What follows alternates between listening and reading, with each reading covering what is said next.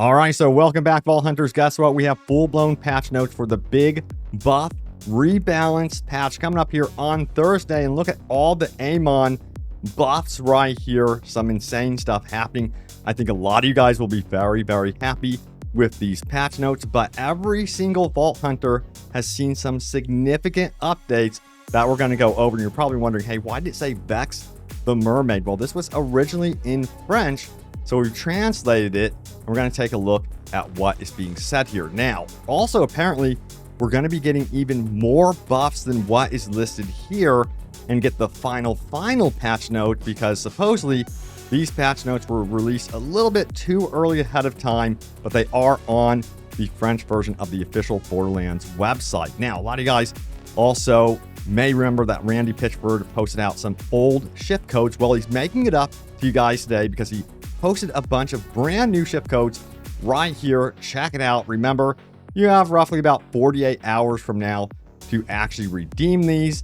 I'll try to remember to throw these in the description below for you guys this go around. And also, I'm going to really try to do a top pin comment for you all as well. But yeah, good to see that Randy is making it up there. Now, first, we're going to start off with Amon when it comes to his buffs. All right, so I say we start out with Amon and find out what is going on here. Primal Surge passive skill now properly restores shield and ammo. That's the first fix right there. Wall of Flame action skill has been changed so that Vengeance can no longer be activated by Wall of Flame before Scourge is activated as intended. Now for Blacksmith Knight's Massacre Missile Punch now more consistently hits enemies equipped with the shield. They also fix an issue where the Knightsmith Blacksmith's axe was not consistently detecting nearby enemies. Also, we have some rebalances here for action skill Scourge. Scourge has had its maximum vengeance increased by 50%, allowing it to absorb more damage and deal more damage with Blacksmith Whip when used. Also, Blacksmith's Whip damage increased by 27%.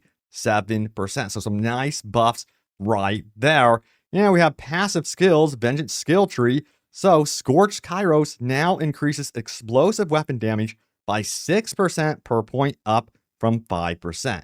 Innate Warrior now increases weapon damage by 4% per point, up from 3%.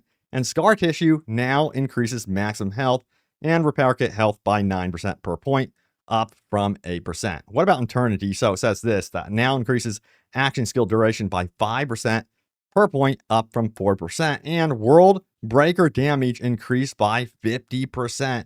Winter's Kiss now increases damage dealt by 10% per point, up from 8%.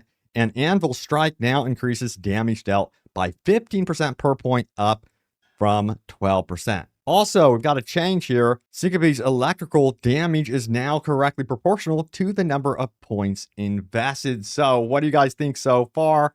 Are you liking the changes to Amon? And if you kind of like have skipped out on Amon, do you think this is going to be a really good reason to really start some really cool new builds? So we also have Augment Vengeance Skill Tree. So Icy Breath damage increased by 45%. That's pretty significant. Burning Rebuke damage increased by a whopping 86%. Also, the damage of the Gigantic Wave Eternal Winter increased by 100%. Now, Stormlance damage increased by 52% as well. And then Stormlance explosion damage has been increased by 10%. So buffs all around for the Vengeance skill tree. But it continues on here as we keep going here. We have Glacial Rapture now has a 60-second cooldown, down from 70 seconds. Blacksmith's Whip damage from Glacial Ravishment increases by 16%. Glacial Ravishment Fissure damage increases by 41% there. And Wrathful Fall damage increased by 46%. Nice. But what about the Crucible skill tree? Let's go over it. So we have Blacksmith's Axe damage increased by 12%.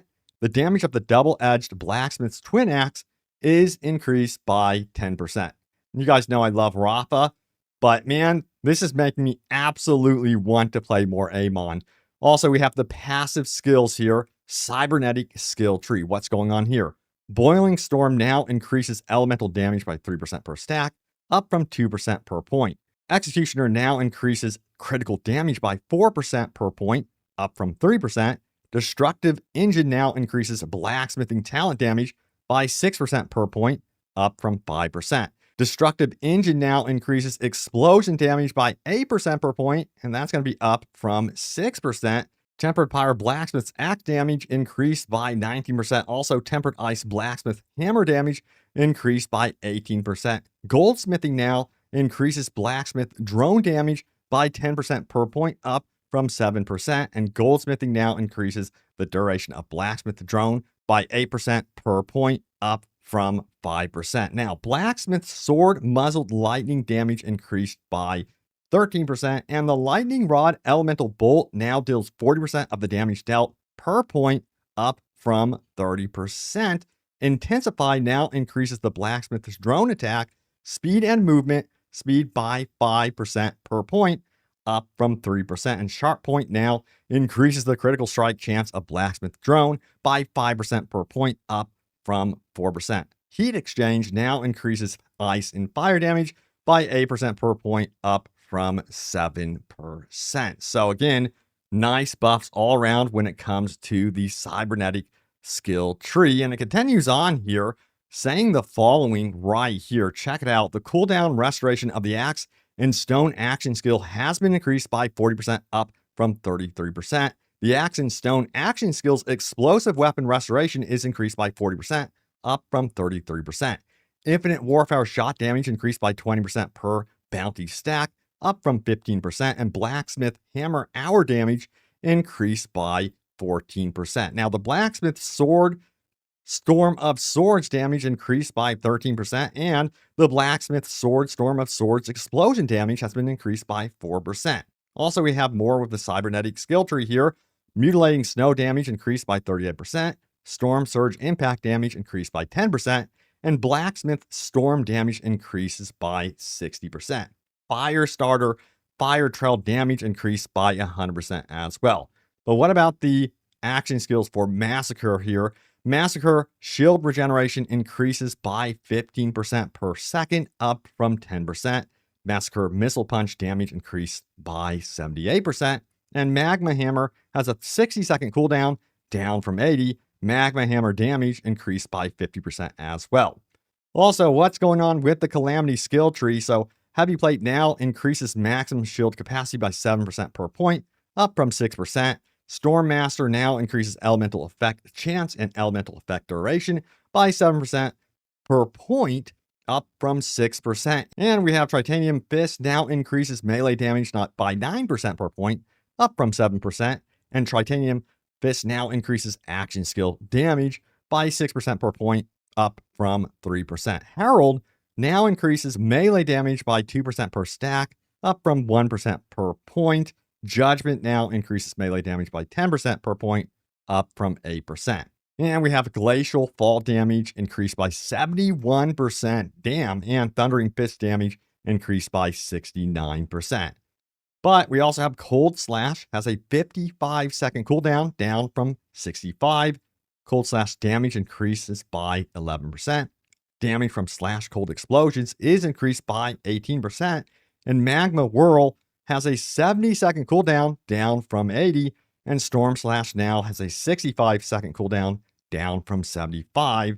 And Storm Slash damage also increases by 65%. So you can be more active with those abilities, which is nice. So yeah, I think we're going to be seeing a lot of you guys venturing into playing as Amon finally. So this is going to be really, really cool to see all kind of like the brand new builds come out of this one. And yes, we have, of course, Vex, the Little Mermaid. Of course, that is translated big time. Let's get into what we have here.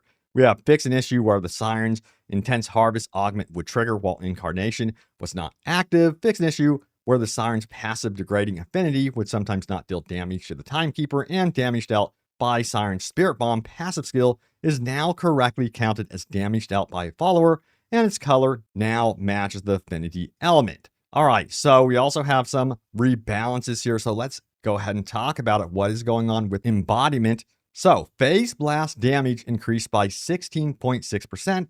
Ghostly Breath damage has been increased by 9.5%. For passive skills, we have Intense Vex skill tree, of course, and Arcane Arts now increases action skill damage by 9% per point, up from 8%. Now, for Intense Vex skill tree, it says Energy Vampire damage increased by 25%. And we also have Heart Piercer damage increased by 22%. Desecration Hazard damage increases by 50%. And Desecration Flying Salvo damage increased by 48%. And Spectral Wave damage has also been increased by 41%. Some very, very nice, noteworthy buffs right there. And then we get this right here. Micmac's health increases by 10%. Of course, this is translated. That means trouble. Micmac's damage is increased by 21.9% as well. Nice. Also, we have skill tree. It smells like trouble. Magic Blood now increases action skill damage by 8% per point, up from 7%. And Claw and Smash now increases melee damage by 8% per point, up from 6%. Now, Violent Exaltation damage has also been increased by 12.5%, and we have Vorpal Fang damage increased by 34%. Now, Micmac bubble damage has been increased by 33%. That is, again, trouble. And what about the fourth skill tree? So, Cruel Inscriptions melee damage increased by 7% per point. That's going to be up from 6%. Recurrence now increases melee damage by 0.2% per stack, up from 0.16% per point. And we also have Harspec's Phase Dagger damage has been increased by 11.7%. So if you're maining Vex right now, get excited. You're going to be wanting to go in there, perhaps even like maybe respec your character to fine-tune Vex a little bit more. Also, we have Rafa, the Exo Soldier. So let's talk about one of my personal favorite Vault Hunters here. So fix an issue that prevented the Exo Soldier's passive skill liquidation from stacking correctly when repeating action skills. So let's talk about the rebalances to Electric Blades. Melee attack damage increased by 12%. Sprint damage increased by 5%. Extroversion skill tree. Elegance. Critical damage increased by 8% per point from 7%. Bonus electric damage increases by 8% per point, up from 7%. And then we have Little Reminder. Double damage chance increased by 6% per point, up from 5%. Now, we have our passive skills here. We have Hand Games. Melee damage increased by 9% per point, up from 7%. Until the last, action skill damage increased by 8% per point, up from 6%. Umbrella says area damage increases by 9% per point, up from 7%. And execution damage increases by 50%. Calibration Explosive.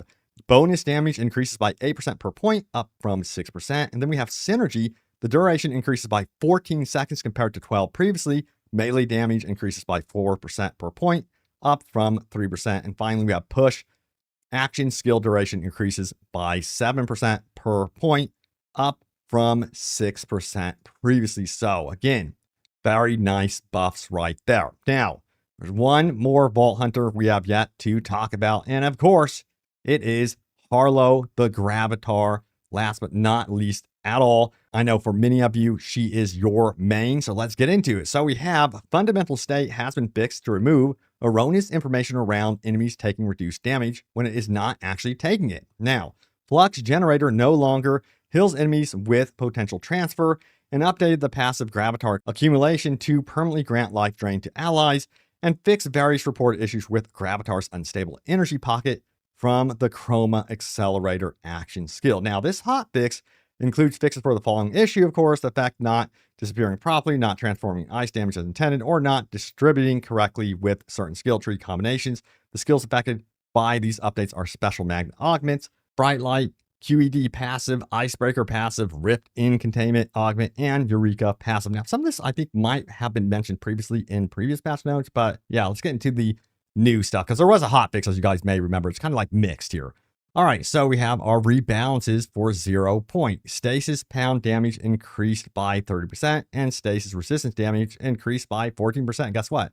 That's it for Harlowe. So not much going on for Harlowe in terms of buffs. She by far saw the least amount of changes. She's pretty powerful in the game right now, but do you think they should go further down the road with this and perhaps buff her even more? Now, remember, this is not apparently the complete patch notes. This was kind of released a little bit earlier, but gives us some major insight as to what we can expect from this major rebalance patch. And it seems like our Vault Hunters have pretty much changed forever. Let me know what you guys make of the patch notes. But yeah, you guys know what time it is. It is time to go over your top comments. Leave a comment down below. It could end up right here in a future video. Let's do this. We got this one right here. Not seeing much talk about this on co-op only. The host gets map and story progression. Progress saved. I've gone through 55% of the game with my friend. When solo, I have nothing done story-wise and nothing on the map unlocked. This is wild. I got a ton of replies, and this is how Borderlands usually is, as far as I remember. It progresses whoever is the party leader or perhaps the host. But we have some insight here. When I played 2, we always progressed together, and this is completely incorrect. My friend and I just did the entire story together. As long as you start the story on the same mission, your progress is saved. You joined your friend when you were behind him in the story. That's all there is to it. LOL, should have thought about it before you did the whole story. Kinda common sense. So the more you know, just in case if you actually want to do the co-op story with a buddy, that's actually some good information to know right there. All right, so we also have this one right here. I'm tired of my legendaries being shot off the cliff. Every time I kill a boss, I lost at least 4 legendaries so far. Yikes. Remember, again, they are going to be fixing and addressing some issues behind that. But yeah, you know, also one of the big highlights from my recent video was the discussion around no one really using aim down sight. So check it out right here. Laughing my ass off. Not gonna lie, I feel like I've been hip firing since Borderlands 1. So it seems like it's pretty much been the normal to hip fire in the Borderlands franchise. You guys don't seem to be overly bothered by it too much. All right, so there it is. The latest happenings around Borderlands 4. Let me know what you guys make of all the buffs and changes, and what Vault Hunter you're going to try out this go around. Curious to see what you guys say, but thanks for watching. Stay tuned here for more, and I will see you all next time. Take care.